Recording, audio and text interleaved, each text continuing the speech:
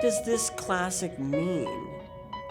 And what does it mean for my ministry as now I've read the book and want to learn something that might help me to become more of a prophetic minister as a result of reading this book?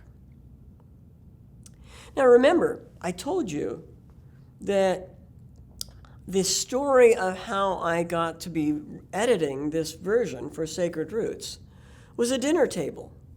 I was sitting around the dinner table, and Hank Voss asked us if there was any devotional classic, that you would like to edit and make available to a lot more people. What would that classic be? And I immediately raised my hand. John Woolman's Journal. Well, now, 2 years or so later, here I am having finished this project. What do I think about it now?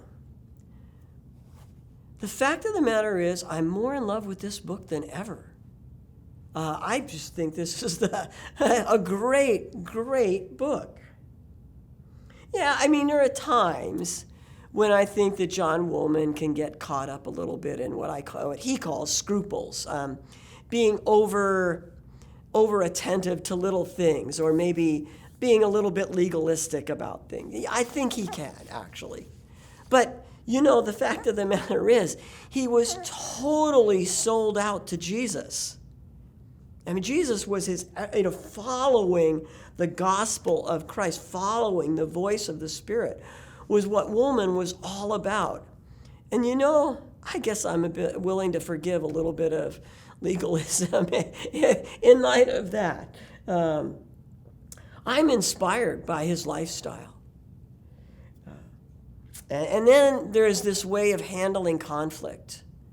I would love to learn how to handle conflict the way Woolman did, to be able to have good quality dialogue with people that I disagree with and who I know will disagree with me, and to be vulnerable enough and sincere enough and courageous enough to have that kind of conversation for the sake of the glory of God. I would love to learn that. What would Woolman do? That's this question I keep asking.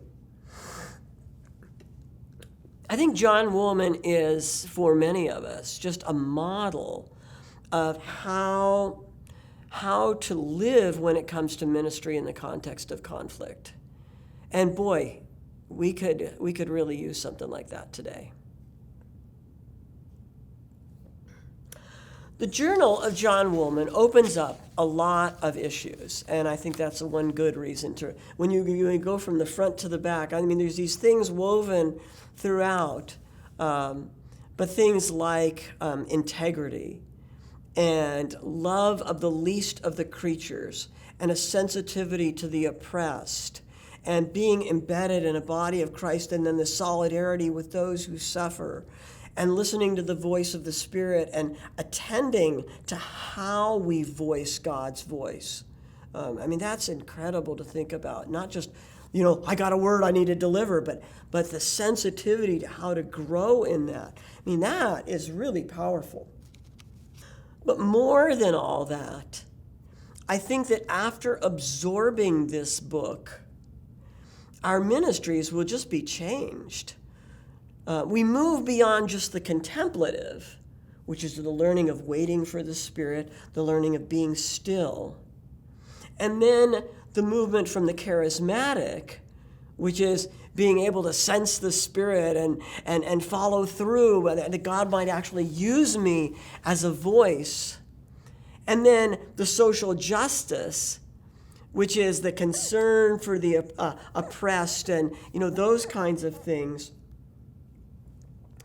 And then the evangelical, which is being rooted in the gospel itself and a biblical sense of God's kingdom.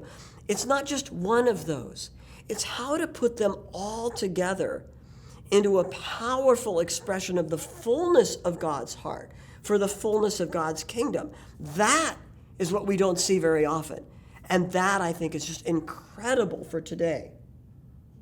I don't think you can read Woolman and see all this and then just go back to ministry as usual.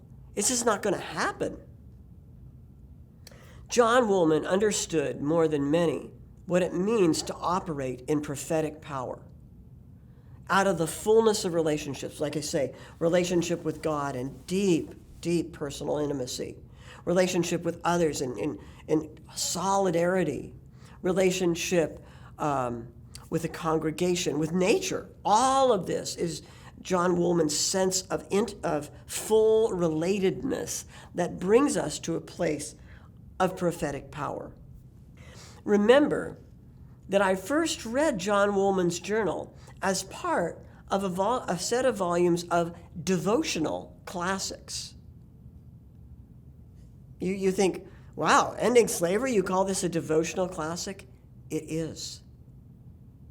When we get to see our devotion as the whole of our life, informed by, surrendered to, expressed out of a full love for God and of God's ministry in and through us, then we begin to see a kind of a life, a prophetic power, a ministry that's unlike what we often see, and that can really be an instrument of change, just the way it was an instrument of change in John Woolman's own life and ministry.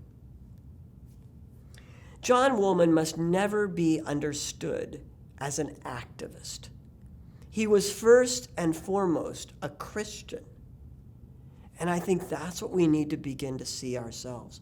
What does it really mean for us to be a wholehearted, wholly devoted Christian?